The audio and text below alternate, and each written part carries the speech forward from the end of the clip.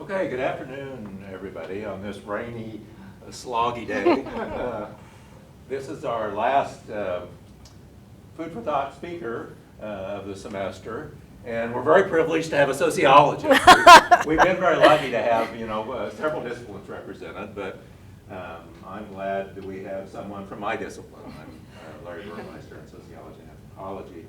And Professor Alice Julier comes to us from Chatham University, where she's the director of the master's program in food studies. And she has a very interesting career. She's, I guess, come to food studies through sociology and women's studies. I've kind of looked at, she has some very interesting articles on food and gender, I think. But we're very happy to have her speak to us today. The topic is hospitality and its discontents, and I understand it's it's kind of a reflection of a recent book. Is that correct? That's right. The Eating Together, which is about food and friendship and inequality. Well, we're very glad to have you, Alice, and we were lucky to have you this morning in a workshop on food system studies. So thanks. Thanks for coming. Yeah, and I really appreciate the fact that it's finals and all of you are here. I know what that feels like. But it's funny, Larry's saying, in my everyday life nowadays in the food studies program, I really sit more heavily on the side of thinking about systems and structures, like in terms of my teaching and the way we guide the students, even though we do a lot of applied stuff. And so this morning we were also talking a lot about systems, but in kind of in my home, in my own thinking and writing, I think about everyday life a lot. And so what I find really interesting is that over the 20 years that I've been doing this, I no longer have to stand up here and justify why I'm interested in food. I have to stand up here and justify why I'm interested in everyday life, because that seems silly and trivial. And so this kind of errs a little bit on that side in terms of what I'm going to talk about today. And again, as I coming out of kind of this background in the study of social movements and feminist methodology, I think a lot about self-reflexivity in terms of why we study the things we study. And so the book and the story and my research for 20 years kind of came out of a couple of what I would call small domestic incidents. And those of you, know what those are, right? And one small domestic incident was that we were, when I was in graduate school, my husband and I would cook. You're poor, you're a graduate student. We cooked a lot, but we like to cook. And people ate with us sometimes they didn't. And there came a point in time where I realized that there were all these leftovers in the refrigerator. And I couldn't figure out why suddenly had something changed? Had my ability to kind of think about how much to make suddenly gone off kilter, or what was happening? Had somebody stopped eating? And I realized that our friend Dave had graduated. And that in my thinking and accounting for what to make, that I had always sort of magically accounted for Dave on Thursday and Friday nights because he ate with us pretty regularly. And it wasn't something we planned, it wasn't something structured, it just happened.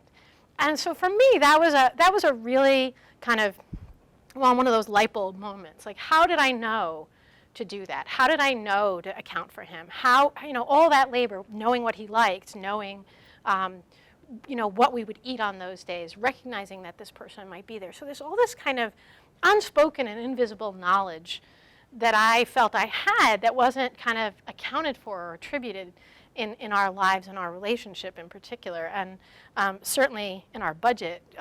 So that was kind of a pivotal moment. Another was that also during the same time, we would have these good friends who would come and hang out on weekends with us, coming from Boston, an hour and a half to where we were living. And my friend I would make food, and my friend would always say, well, don't put yourself out. Like, we'll go get takeout, or we'll get some other food, or don't put yourself out so much. And I realized later on, and I told him, I never thought of it as putting myself out. I thought of it as kind of a natural activity, but it led me to question, when he asked that, what was I trying to produce in those ways, in terms of cooking for people? What was my goal? Was it friendship? Was it community? Was it budgetary? What was it that made me react the way I did? And in a sense, writing this and doing this research kind of it was an attempt to answer that question in a pretty complicated way. So I began this 20 years ago, but in 2008, I was thinking about the Obama campaign, right? They had lots of I mean, they do this a second time around, but the first time, right, there was a lot of grassroots organizing techniques, and they did like text messaging and regular emails. But one technique they used was kind of this old familiar one. It was like the family neighborhood house party, right? So people gathered to discuss issues and swing voters, and they were promoted via the internet. And as I was following the campaign, I was really intrigued by this idea and the possibility of the house party. And I was wondering, especially living where I was in a fairly homogenous, racially homogenous suburb, how mixed these would be in terms of race and class and gender. Would people stick to their own neighborhoods, or would they be welcoming to others? How would it work in terms of fostering more activism? And of course, the most important question of all, if you hosted a house party, would you provide food? And if you did, what would you serve?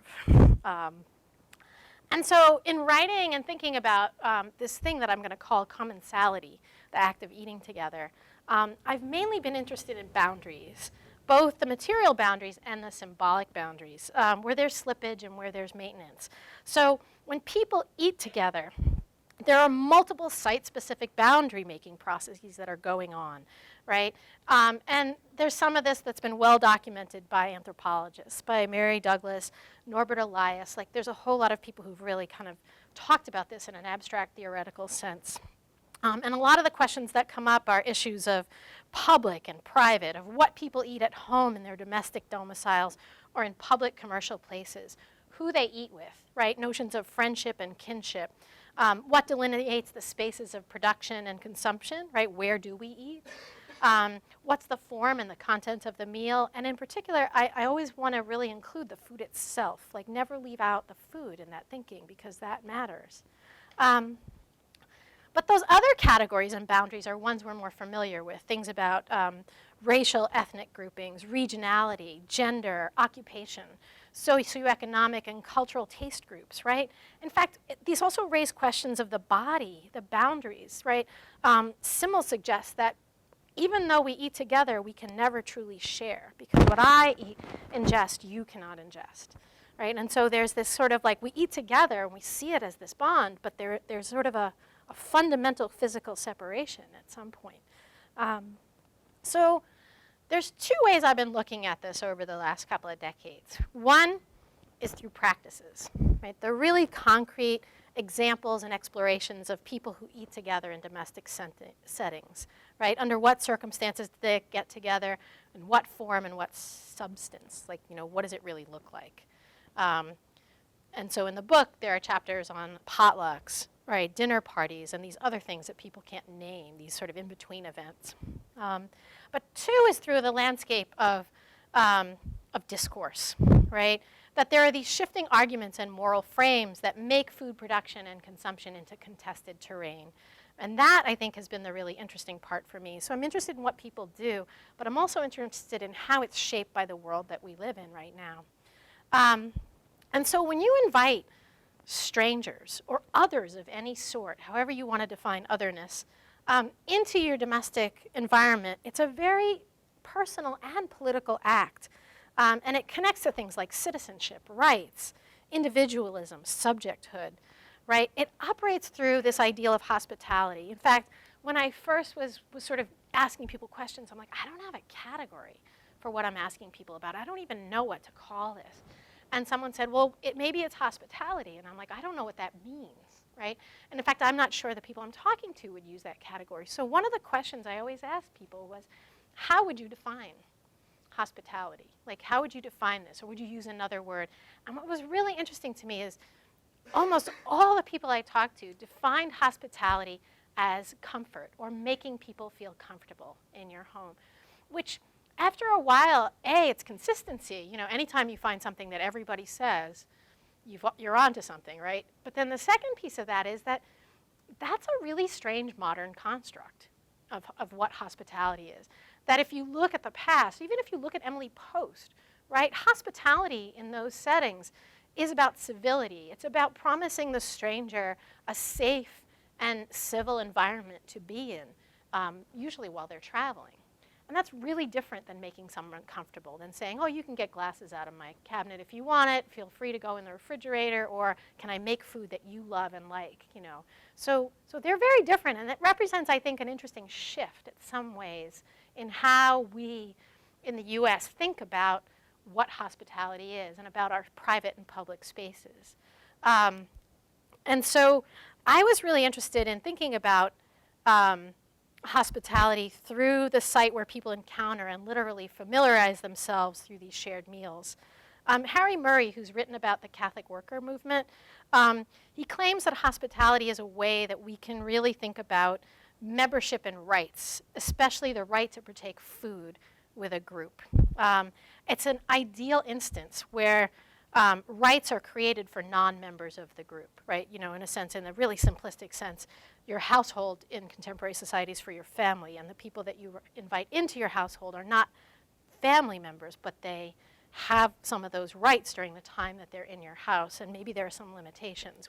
I always asked people a lot about what they were comfortable with or not, and you know, what was really interesting to me was the boundaries of which rooms were acceptable or not, right? So folks would be like, well, if we have my favorite one was, well, if we have people over, we have to clean the bathroom, right? And think about that, like the notion of where your boundary in your household is of what's public and what's private, those are culturally determined as well, right? And how the shape of our houses in the US, say in comparison to Mexico or Europe, are demonstrate what's public and what's private, what people can be part of. And nobody's really looked at this landscape. And the way we think about what people do and the discourses they have are not always in sync. And so I started doing participant observation and interviews with people. I ended up doing about 50 early interviews, and then I ended up interviewing friends of friends and kind of looking at social groups together. And we focused on shared meals in the domestic setting. So what people ate in, who they invited, who did the work, which was really important to me, and what kind of event they called it, right?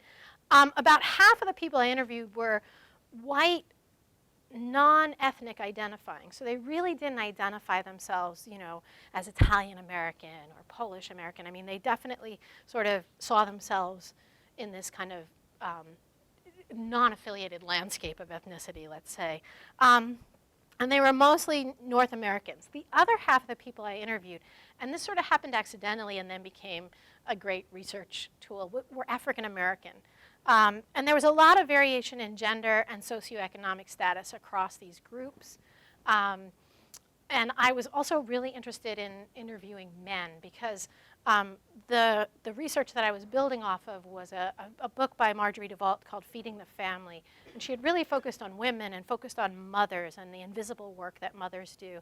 And I was interested in seeing how that looked, you know, in terms of masculinity and men. And so I did a bunch of that to kind of even out. And then over the years, I followed and checked back with about half of the interviewees in various ways, whether it was through informal conversations or phone calls, impromptu encounters, second-hand information that I pursued through families and friends. So just to see what had changed over time in terms of their practices. Because I also think as a scholar of kind of work and family, we tend to look at people through a lens of one snapshot of where they are in the life course often, right? When we talk about family, you have a particular image of people at a particular point in their lives and the practices that they do. I mean, certainly for me, when I had young children, it's very different than what my life looks like now. When I didn't have children, it was very different again. And so really looking at how those changed. And my favorite example of that was, this older couple who had this big, beautiful house, like a historic house in New Hampshire, and they would host lots and lots of parties because he was a judge and invite people in. And about the time I interviewed them, the woman was so excited because they were moving to a condo, and she said, I can eat out every night of the week. Like in other words, and I followed back and on a couple of years after them, and she was happy and excited. And so and yet so much of their lives had gone into, kind of these social landscapes prior. And to me, that really demonstrated how, practices that are important to us at one stage and in one context can also, dissipate and change and adapt at other points in time. And I think we forget that. The context in which I was having these conversations matter a lot. In particular, I think these stories happened during a shifting and highly politicized landscape around food from 1995 to 2010, right? So really see change in that lifetime, of how we talk about food. And back in the 1980s, Pierre Bourdieu was already pointing out that food was a field, and it's a contested field. But I think that when I look at this, it's only been in the last few decades that it's become this touchstone for a lot of other social and cultural contestations. It's a fight. It's a place. Look at all the documentaries. I mean, just the proliferation. If you even go back and look at the dates on them, like how many have come and which years they land, it tells you something about the conversations that are having, kind of as a society about where food fits in our world. And even though a lot of the people that I talked to only tangentially mentioned moral issues in their interviews, I think that these discourses kind of end up shaping their universe where they could make choices about what kinds of meals to serve, about their who they wanted to spend time with, right? The other thing about friendship, and the reason I focus on friendship, is because it's this nebulous landscape between the required, right, relationships of work and family. And so people feel like they have a lot more choice in that world, right? Who you hang out with outside of that landscape. It demonstrates something about your capacity to make decisions about who's in your world. But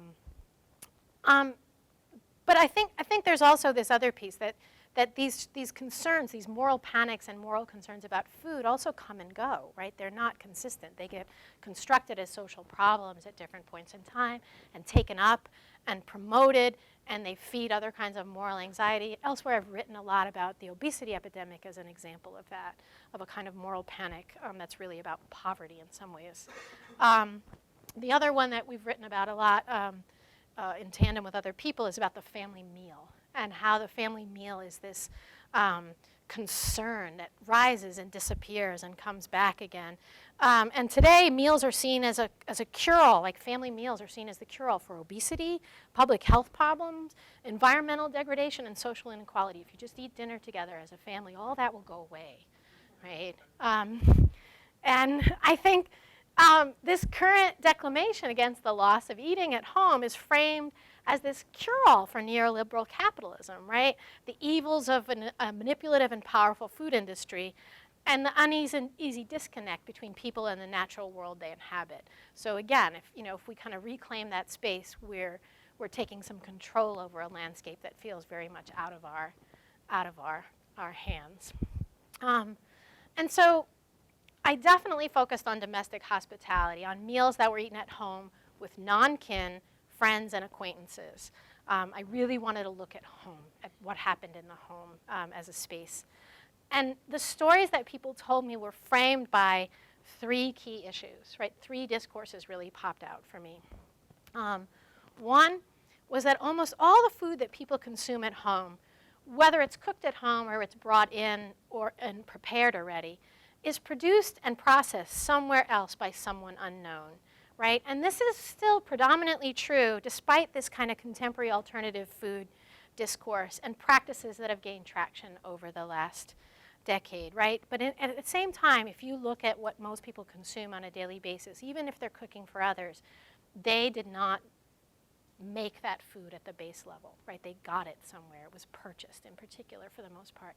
And the only exception, of course, is during season when your garden is flourishing, and if you have space for a garden, and if you have a goat in your backyard or a cow, right? If you're on a farm. So the second one is that more than half the population in the US eats at least one restaurant meal per week. That doesn't even account for foods purchased in restaurants, takeout food, or food that's consumed, bought and then consumed at home, or more likely in transit, a lot of us, right? My car is one of those places. 3 is the sheer volume of talk about food, and this one's slightly different, right? This has increased exponentially in the last 20 years, right? I mean, we can point to the Food Network, but everywhere there's more conversation about food.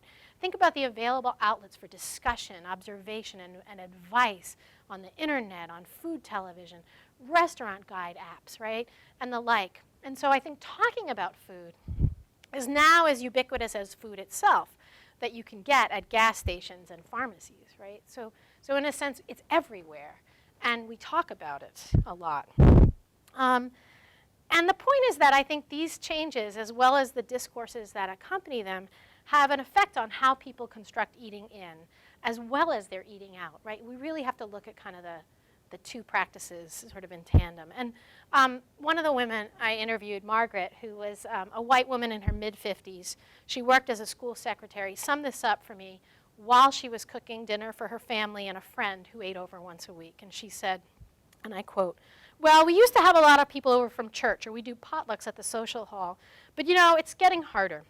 It's not that I don't like to cook, I really do, you can see that. But now you have to ask, is anybody a vegetarian? Is anybody allergic to something? Or is there anything you don't eat?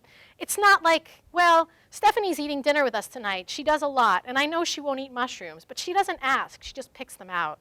Maybe once there was something I made she couldn't eat. But I mean, for the potlucks, I'm not just making the same thing over and over again.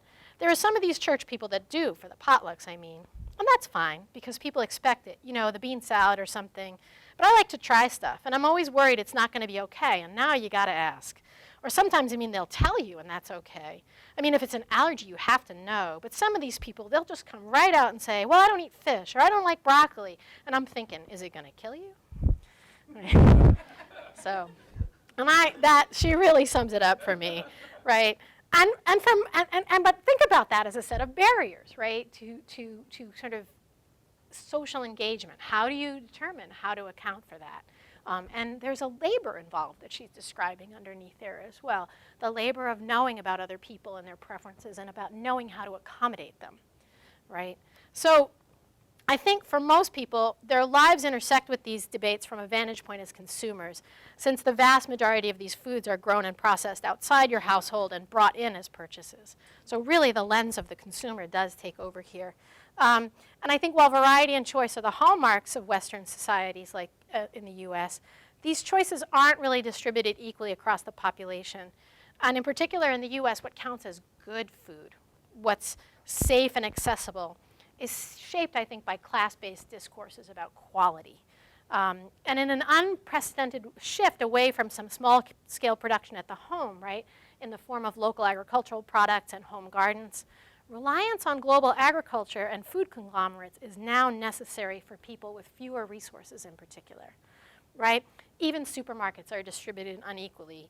Convenience stores and fast food chains dominate the landscape, but really most palpably in low-income areas where fresh food is scarce, creating what some people have called food deserts, right? Ironically, what happens is that local products, farm-based foods, and foods from geographically specific so-called peasant cuisines are now more expensive than the convenience foods that are so ubiquitous in westernized countries, right? Quinoa, I'll just say that, okay? Once easily available, these items are embedded morally in questions about health and variety, part of household projects related to identity and self-expression, right? So eating the other becomes both a mark of status and a mark of the ordinary, where sushi is available in supermarkets and locally produced meat is a culinary luxury, right? So we really have this kind of crazy landscape, I think, going on that we have to pay attention to, right? So in the last 10 years, what we've tracked is looking at the rise of public debates about food safety, organics, natural food, meat consumption, processed food. All these conversations have really amped up. And the consumers are bombarded with what I think are often very contradictory messages presented as guidelines from various sources like the mass media, social contact, social institutions. The latest one we've been looking at is is fat bad for you or isn't fat bad for you? Which kinds of fats are bad for you? Under what circumstances? How robust is that data? Alan Ward has this great framework where he suggests that when we look at the kinds of advice people get about what to eat, we find a sort of set of long-standing, what he calls structural oppositions, called antinomies of taste, right? And these capture some of these anxieties and parameters of uncertainty. So extravagance and economy, novelty versus tradition, health versus indulgence, care versus convenience, right? Luxury versus, ordinariness and necessity. And so what we eat is really filtered through a political economy of food and a set of cultural discourses that stratify people. And as Margaret, my informant, aptly points out, adds one more layer of complication in opening up the domestic realm to non-kin for a meal, right? It's just not that simple. So what emerged for me in talking to people about their practices in their home was a sense of knowing what to do, right? When being invited over for dinner, that it's not so straightforward anymore. In an earlier part of the book, I examine etiquette books. I look at Emily Post and I look at Martha Stewart.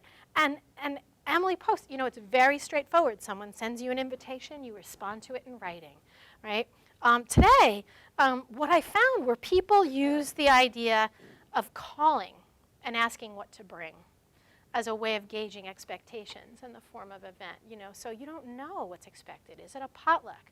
Do I bring a gift? Do I bring food? And so calling up and saying, what should I bring? And I in the book, I tell this great story of doing that with some people that we don't know very well. And the person on the other end is saying, oh, bread, we have you down for bread.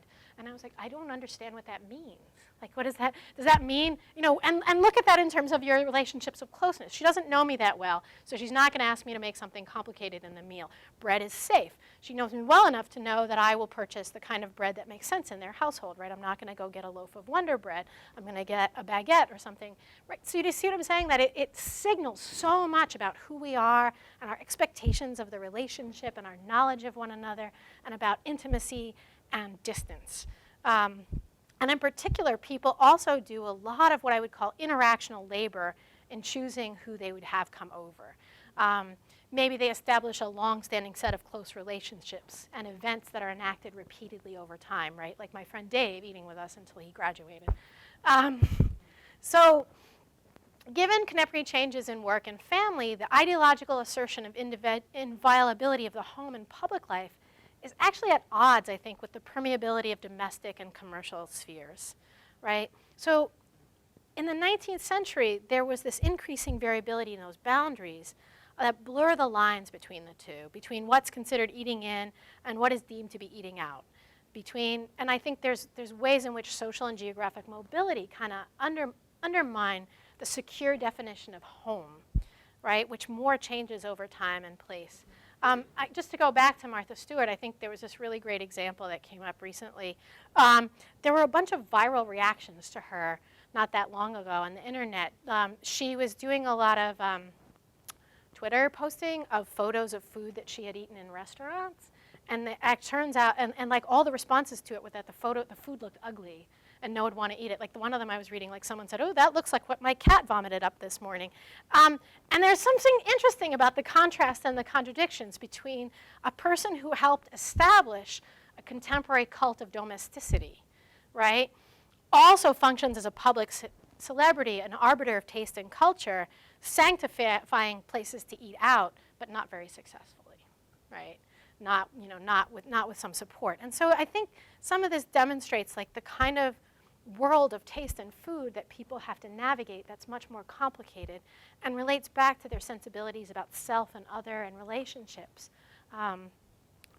Krishnendu Ray, a friend and sociologist, looks at restaurants, and he argues that in New York there's what he calls an ethnic succession of restaurants that parallels changing hierarchies of taste in most urban cultures.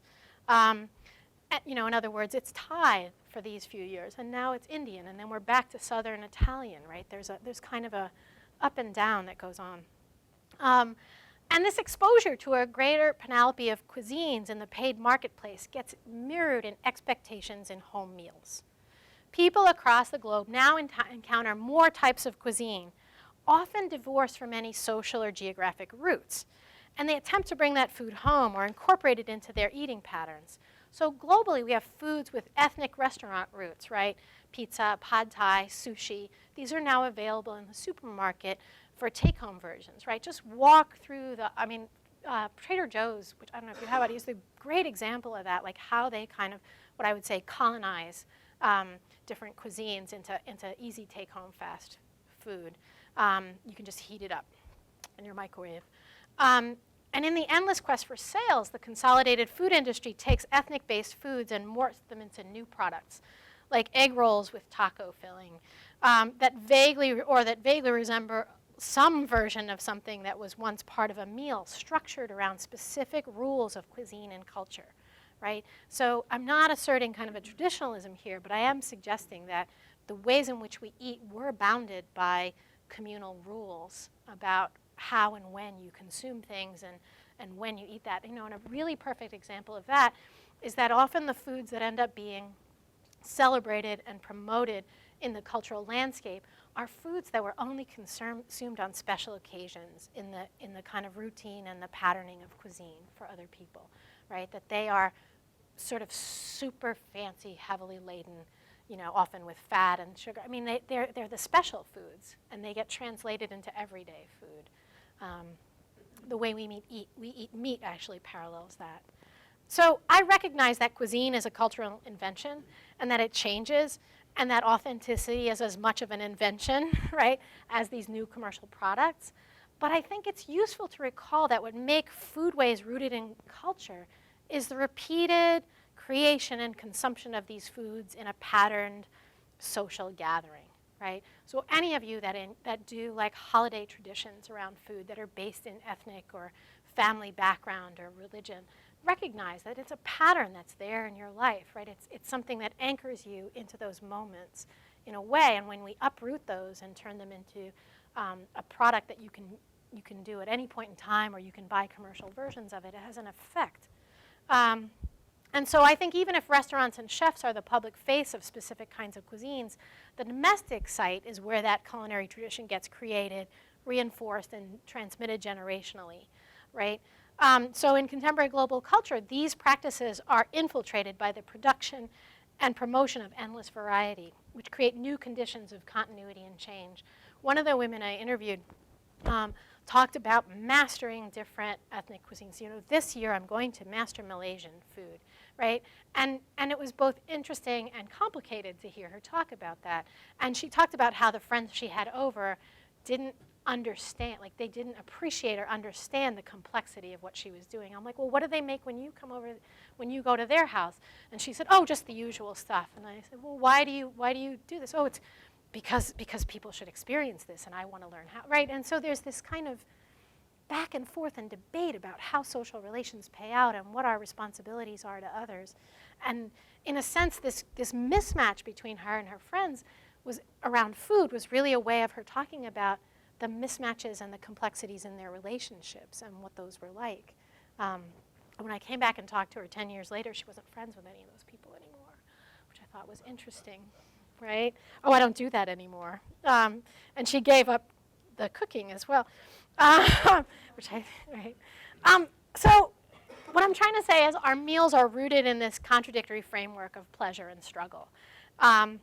On the one hand, the commercial marketplace and the global diffusion of these things make eating together adventurous and enjoyable. There's a pleasurable side to this. On the other hand, only a segment of society is capable of achieving the kind of experience at the table that we're describing. Women's laborers continue to provide the vast majority of the food cooked in the household, as well as the food produced outside the household. So that, even if you're talking about commercial food prepared in the marketplace, when you look globally, in terms of agriculture and food production and working in food factories, it's women who are filling those slots much more than men in terms of labor and statistics. Consider how that discourse of good food has shifted so that local, organic, and non-meat foods constitute the pinnacle of proper eating, right? And so those might be really laudatory assertions for individual health, the global and the local economy.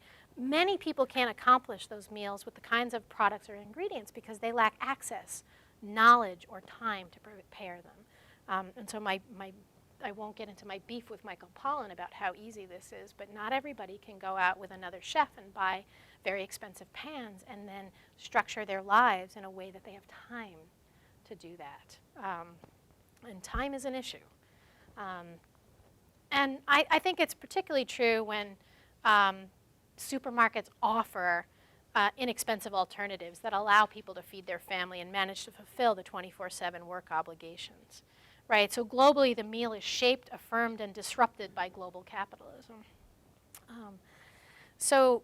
I think there's this relationship to sociability and structures of dominance, but people haven't really examined that in relation to race in America. And I feel like I only edge up to it in my analyses. And a lot of studies of race and kinship, particularly those that focus on African Americans, only mention non-kin as like this adjunct to social support and not really central to social relations. But I actually sort of am interested in less tangible effects. Patricia Williams, who's a pretty famous critical race theorist, really inspired me to think about this. There's a quote from her book. She said, "Once upon a time, some neighbors included me in their circle of barter. They were in the habit of exchanging eggs and driving lessons, hand-knit sweaters and computer programming, plumbing and calligraphy. I accepted the generosity of their inclusion with gratitude. At first, I felt that as a lawyer, I was worthless, and I had no barterable skills and nothing to contribute. What I came to realize, however, was that my value to the group was not calculated by the physical items I brought to it.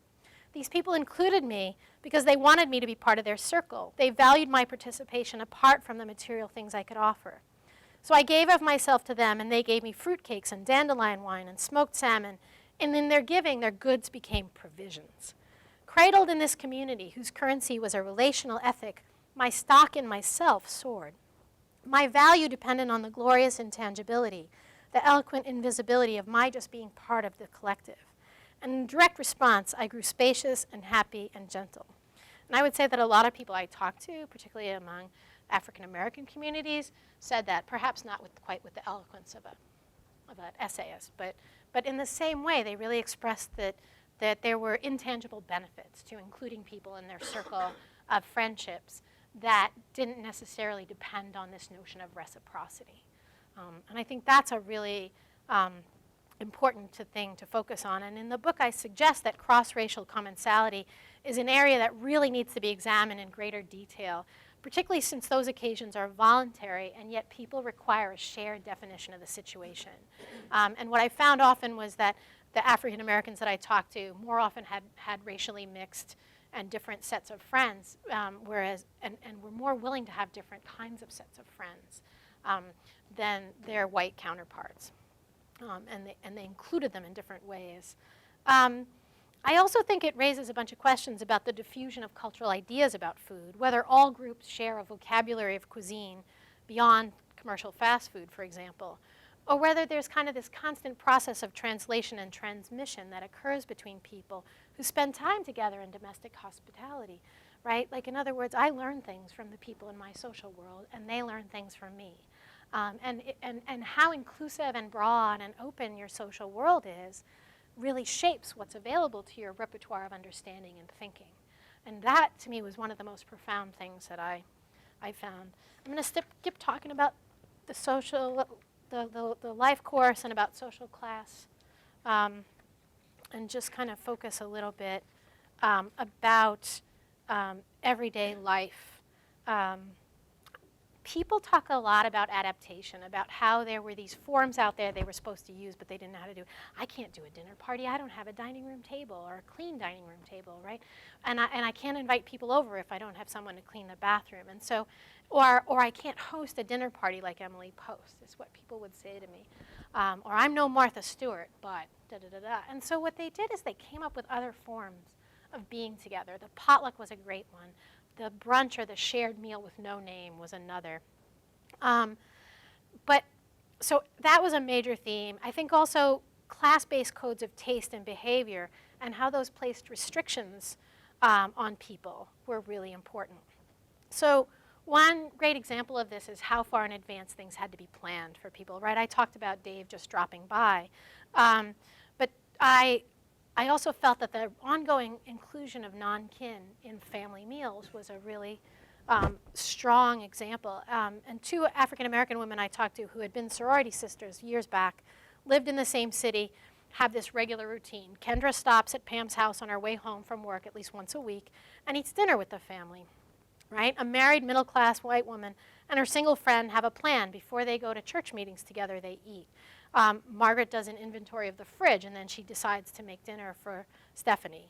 Lavinia, an 80-year-old Lithuanian woman, pops over to the apartments of other widows in her building and invites them to share dinner she's about to make. So we all eat a good meal and have someone to talk to, is the way she put it to me. All of these people were single, and yet they found regular but spontaneous ways to expand their social contacts. Similarly, a lot of the people in their 20s who I talked to had some structured group meals and not planned very far in advance. You know, it was much more, they had more room for spontaneity. Upper middle class professionals who rely a lot on the more formal domestic hospitality models described a lot of restrictions. Deanna, who is a upper middle class African American woman, compared her circumstances to her mother and her grandmother, and she associated a more open and formal commensality with a generation of people who lived before her, but also where they lived, right? She said, my husband and I don't have people who drop by our house, whereas my family used to have people come in all the time. People would just stop by and sit and talk. And I said, is that because of the nature of your job?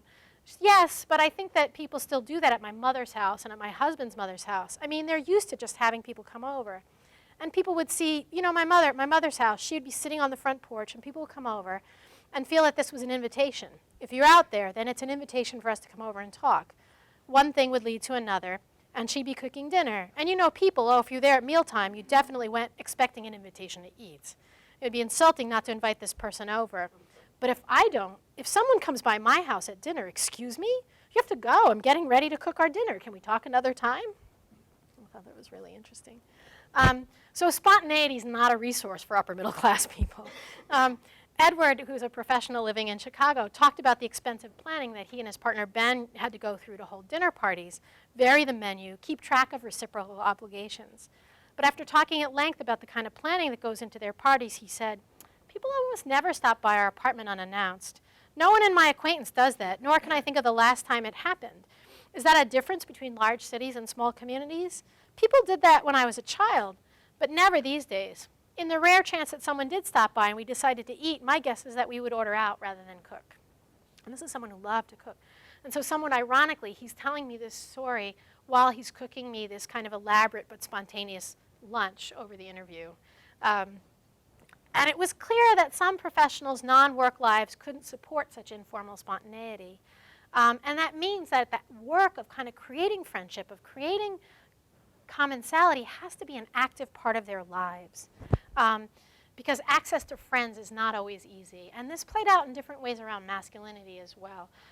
Jerry, a doctor who loved to cook, right, and would do these rather elaborate meals for friends on the weekends, told me that without his wife's efforts, he would not meet any other people other than patients, and he refused to hang out with doctors. And, you know, and so, right, so it was this interesting, like, you know, how do people construct those worlds and who does the work for them if they can't? I think these stories also draw attention to the accepted ideas of the boundaries of work and leisure, public and private, and how consumption and production are intertwined with the space of group life and individual households.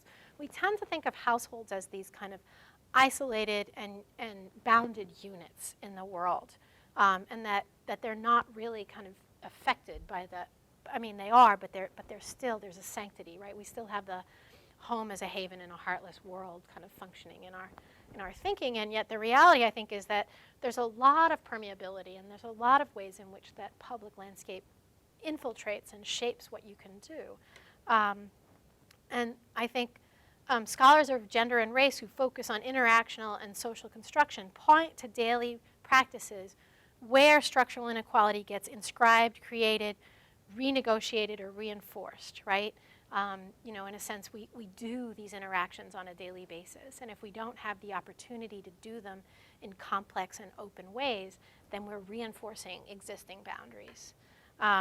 So I think the study of domestic hospitality, the reason why I got so engaged by it is because it shows us how there's this ongoing construction of difference and inequality, and that it's an organizing principle for contemporary social life, right? It's not accidental. It reinforces what goes on. So in sum, while there appears to be a discourse of comfort and informality that governs contemporary commensality, remember what I told you? Everybody said making people comfortable is what hospitality is all about. I think it appears that people still use such occasions to draw boundaries around like others, a process that mirrors geographic and social segregation by race in particular. The work of creating commensality is also often about constructing social class, right? Those are visible signs that are harder to recognize on a daily basis. And so there's a lot of reinforcing that goes on in terms of the construction of taste cultures and like-minded cultures. One couple said to me, we used to have all these people over all the time, but they don't really understand what good food is. And I said, well, don't you like them for other reasons? And they, I couldn't help myself. And I was like, okay, is that a make or break, right? And they were like, well, yeah, it just got really difficult after a while. And that's as far as they couldn't really articulate beyond that why that was sort of a problematic deal. And and I think about studies I've done and worked on in relation to family. And family, you got to deal with that. You live with those complexities. Other people in your house may put ketchup on things that skeeve you out, right? And yet you have to sit at the meal with them or ban ketchup from the table, which has its own consequences, right? And so I think this work of creating commensality is more complicated than we think. It's also about constructing gender.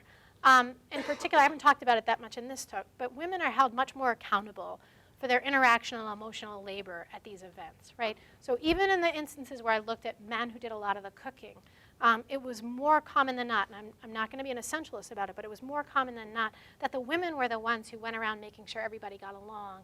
And when I asked who cleaned up beforehand or who cleaned the bathroom, you can guess where those lines fell down. And also sort of making sure that everyone was happy and that the event went off in a lot of ways. And so I think to not pay attention to that as a kind of work and is a problem. And I also think commensality shifts across the life course, where people's material and social circumstances require shifts and adaptations from earlier practices. At the same time, I suggest that even these shifts involve some performances of gender and class, right? They have to fit with what's comfortable and what you know. So people do this stuff for a whole variety of reasons. They find pleasure in it and gain both tangible and intangible rewards from doing it. In the end, I think when such activities get lumped under the study of leisure or friendship, I think that misses the ways in which they're really more important than a superficial gloss on our understanding of work and family. So despite my critique in the book about the term social capital, I still think it's a significant thing to consider in terms of the resources people have and the capacity to maintain social networks, and that it's not a trivial activity. So ultimately, as Simmel argues, the main point of sociability is for people to feel associated, to experience the connection to others. And with food, it's a lot more concrete experience since people partake in a shared event. As MFK Fisher so aptly put it, there's communion of more than our bodies when bread is broken and wine is drunk. So, thank you.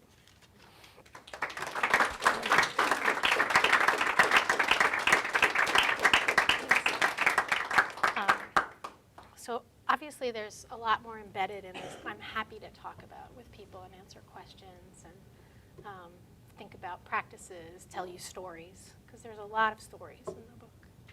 So, yeah. I have a question going to the start of the talk about the difference in the perception of what hospitality is. And I'm thinking particularly with Janet Fleming's work on the taste of civilization, and that the table is really the center of civilizing us. And the consequences of having hospitality move from civilizing us to just being about comfort. And I'm particularly thinking about the transmission of table manners, which is, as is that table manners are not particularly comfortable yet for civilization. So they represent a type of way of getting along and demonstrating, social class, but demonstrating how we sit together. So I'm wondering what you think about that shift in hospitality. Yeah, I think, I can't remember, there's a debate, I think, that between Norbert Elias and Bourdieu about the fork, and the fork as the civilizing, as the violent civilizing of people, right, that forcing them into sort of certain kinds of social relations.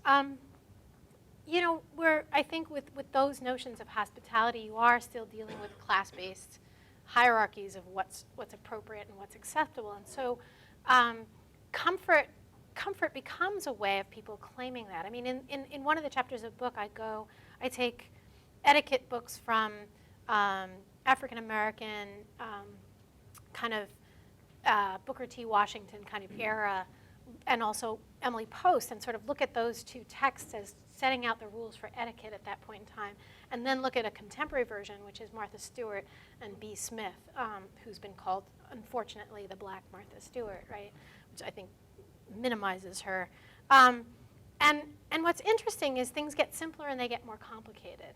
And so those simpler rules of hospitality that are about protecting guests, you know, travelers from, you know, the complexities and difficulties of being out of your space and being, don't work in a multicultural, multiracial society. In a sense, those rules for etiquette are not the same across various spaces. And so when you take food out of that landscape, you know, in other words, I think one of the ways people avoid encountering missteps is by obviating those rules at all, and sometimes moving away from the table. One of the things I found a lot, and I would want to follow this up at this point, but I feel like I wrote this at the top of the moment where kitchens became like, I don't even know how to describe it, but everybody talked about their kitchens, and people talked about eating in the kitchen and not being able to move out of the kitchen, and how no matter how hard they'd try, everyone would congregate in the kitchen, and that you know, the upper class people were renovating their kitchens, and it became, and you could see this great discourse in the magazines about what, you know, where people were spending their money. It's sort of shifted to bathrooms more recently. I don't know why, but I don't know. But there, I feel like it kind of hit this peak, and then you have like IKEA sort of trying to democratize it at some level, and then people not. And a lot of debate about, like, why are you putting so much money into a kitchen if you don't cook there, right? And yet, what I felt like in watching and listening to people was that it was a way of diffusing problems that they couldn't navigate otherwise, right? About, you know, like the African American friends that I have, you know, the ones that I interviewed, they were like, you know, we can't do that kind of sit-down dinner because some of these folks, they have no home training, and I don't know. I mean, home training is like a great phrase in the Black community. It's about someone who's been raised without manners. You know, like they had no home training. And so she talked a lot about having this big buffet and having 100 people over because she could manage it in a way as well, much more. The other thing she said, which I thought was really sort of indirectly to your point, and she said, yeah, I'm not doing sit-down dinner. I'm not serving anybody. And she really talked a lot about being an African-American professional. I mean, there was a lot implied and then stated about, you know, what that meant for her as kind of a way of claiming authority in that space and being someone who cooked but not being stereotyped and judged accordingly. So I think, you know what I'm saying? I don't have a perfect answer for you, but I do think that there's sort of a democratizing shift, and maybe it moves us out of the landscape of knowing what to do in a restaurant, but then again, maybe it opens some of it up as well. So, yeah. I've been reading your book, which is very enjoyable and Thanks. is available for a mere $20 outside. There's commerce and with capitalism with involved. Your autograph on it, it'll be Yeah. worth even more. And one of the stories you tell is about African-American gay man and the kinds of dinner parties that he has. And you describe his dinner parties as parodies. You talk about him satirizing the dinner party. Right. You also talk about him in terms of subversion, right? Now, I find those terms pretty Oh, yeah. laden. And I wondered how objectively you arrived at that interpretation, rather than just seeing it as being another renegotiation, another reinvention of social practices, because that's what social practices are. He was, this is the failure of the interviewer, I think, to capture it in words, because it was the way that he would say these, and sort of his intonation in describing what he was doing, and his enthusiasm, in particular about writing. He wrote this menu, and he was doing this dinner that was a French dinner, but he, in talking about it and describing his, oh yeah, we're going to call them quenelles because it's funny. In other words, there were a lot of the ways in which he was talking about what he was doing as, I don't have access to this discourse, but I'm gonna play with it, right? And he actually said to me at one point, if I were cooking this meal and I were not living in the Northeast, if I were living somewhere else, I would be making Southern food. I would be making comfort food from home. But we're going to play with this, and this is my birth. And that meal in particular was his birthday, and so there was a whole dramatic element to it. So I'm probably biased, but I wish I could have captured, his kind of intonation and body language in that one. But absolutely, I think. The performative piece of it is hard to get at. That there's a way in which some people really are, their access to these discourses, their access to this is kind of about putting on kind of clothes that you can't, an identity or clothes that you can't claim on a regular basis, right? Because we don't live in the kind of world that Edith Wharton, right, describes, right? We don't, Downton Abbey, right, is the contemporary example. None of us have access to that, and so what you see are people reconstructing Downton Abbey dinners, right? They have that.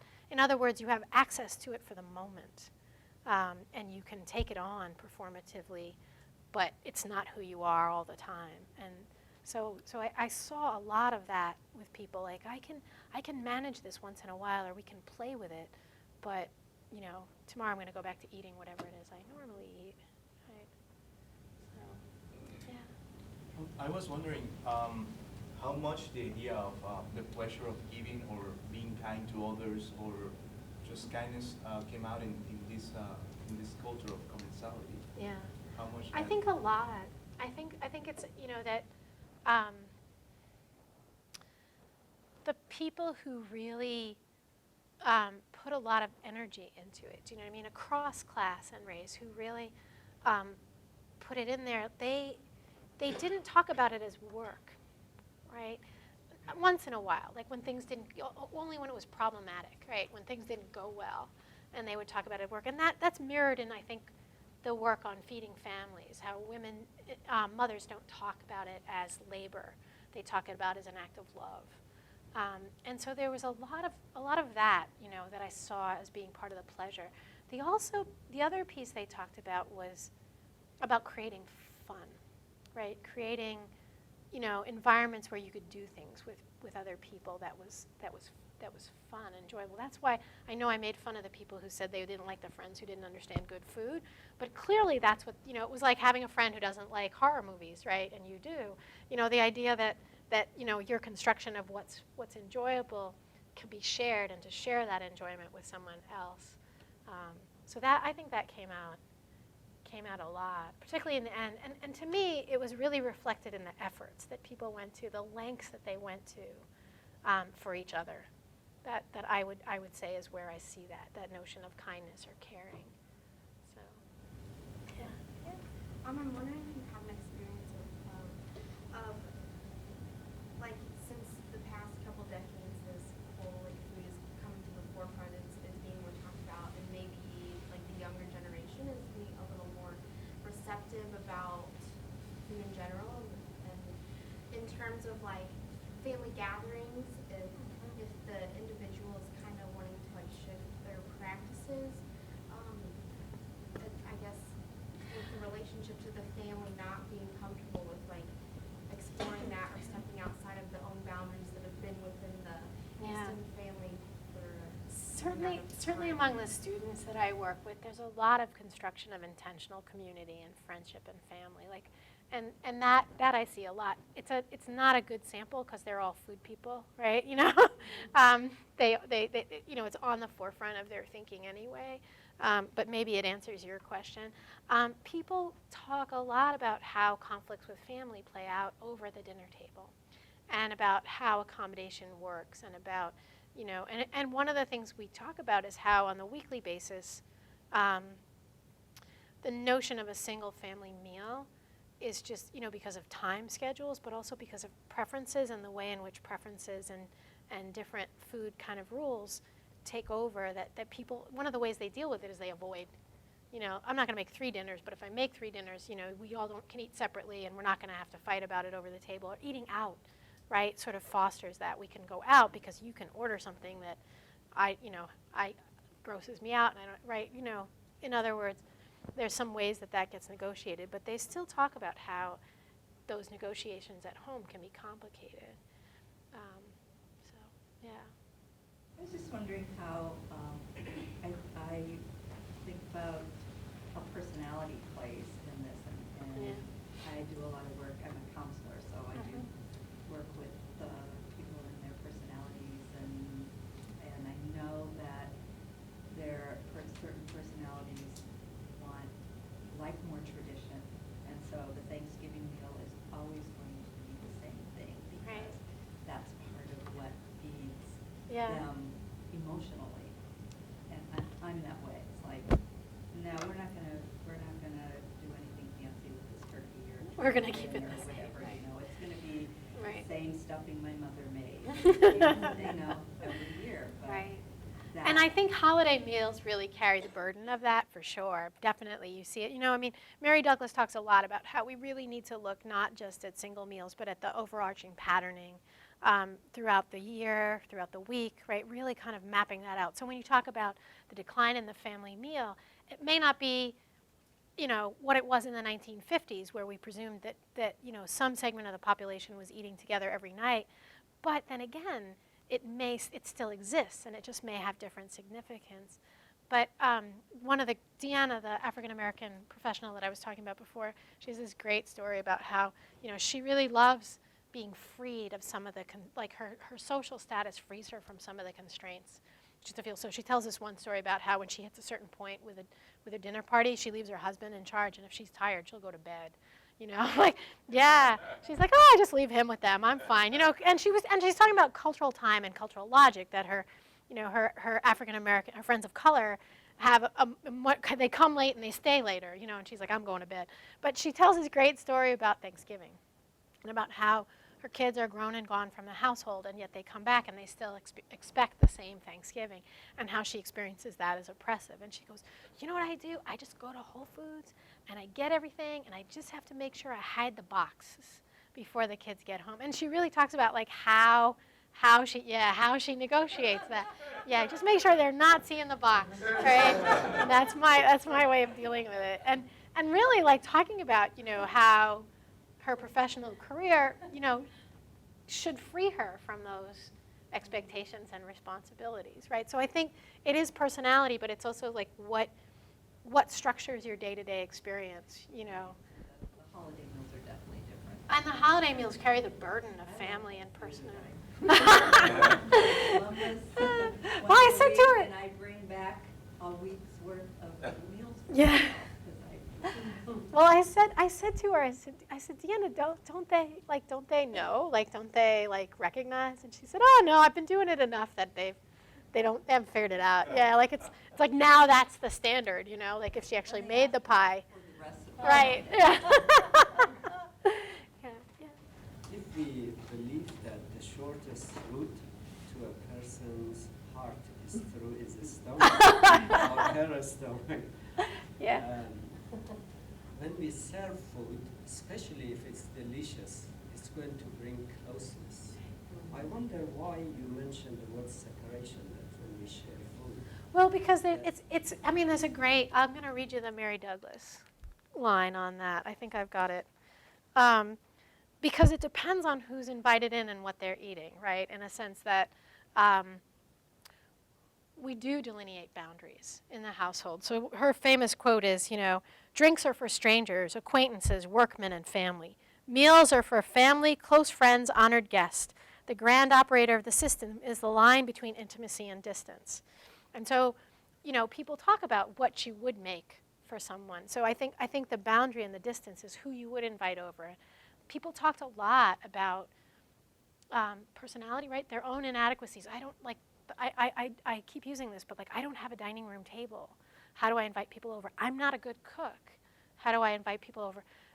In the chapter on potlucks, I interview someone who goes to a ton of potlucks but doesn't ever host one. And he talked a lot about what, sort of the Patricia Williams, what do I bring to the exchange? And he would say, well, I just buy all these things like chips and soda, things that just make it easier for them, and I clean up afterwards, right? In a sense, so what people bring to the table, literally, right, has a lot to say about whether they can offer that, right? And that kind of the exchange of quality and love, is that acceptable? So I think that boundary gets reenacted that way, right? And not every household is permeable. Not everyone is willing to invite people in for various reasons. And I think social class is a huge one. Sure. You are talking about inequality, and you mentioned quinoa. Mm-hmm. Do you know that also that created lots of inequalities for the people who produce Exactly. it? They are not Exactly. deprived of quinoa, the local people who produced it, because multinational corporations are interested in this. Right. And everything basically is taken away from the local people, Right. and they are having junk food now. Exactly. And that's my point, that when you take indigenous foods, or you take, so-called peasant cuisines, and you turn it into something that is, has a high social value and a cost, literal cost on the marketplace, right? There's something screwy about that, right? That it shifts what's important. The other really interesting dimension of this is rural versus urban Oh, yes. foodscapes. Yes. I mean, the places that are producing food don't have any food. Yes. It's really remarkable how that has. Right. And what's available across those landscapes, Yeah. I think, is really fascinating. Just to throw in on the quinoa, because I recently witnessed this. So we have a native quinopod species that tastes exactly like quinoa genetically, is almost identical to the domesticate that Native Americans were using in this region. I watched a farmer once clearing land of the weed form of quinopod unknowingly to plant the domesticate. Oh, it's like just to Wasting replace right, it. waste of energy Yeah. completely. Right. Yeah. Because this particular plant has become such an almost status grain Oh, in yeah. the food. Well, and it translates into production in agriculture in so many ways. What's necessary, the issue of variety comes up a lot for me, that the valorization of the availability of everything all the time. So even just stepping away from the notion of living locally or seasonally, the idea that we can and should produce things at that volume and of that variety at that level, right? And that's what I'm saying. I think that gets really, where does that get reproduced? Consumers have it foisted upon them, I think, at one level by the agro-industrial system and the sheer volume of marketing dollars that are out there. But on the flip side of it, in their households, right, the notion that you have to have these varieties of meals, just as a stupid, simple example, I took a group of undergraduates to Italy with me when I first started the program, and after a couple of days, they were like, how can these people eat pasta every day? And I'm like, seriously? And can we find, and so they found the neighborhood Chinese restaurant, and they went there, and I met them there later on, and I looked down, and they're eating noodles, and I'm like, but this idea that that what is repetitive, right, and normative in cultures is really overwritten for us, I think, with this notion of global variety, and so that I think that becomes something that we have to think about and in some ways resist, right? In some ways kind of I am biased about it, push back, right? Because it has consequences for parenting, for family, for social life. I invite everyone to, in talking about local food, local cheese and local bread with some local grains. Only some qualified, huh? Faculty comments. I'd like again to thank Oh, thanks. Julia This has been for fun. her great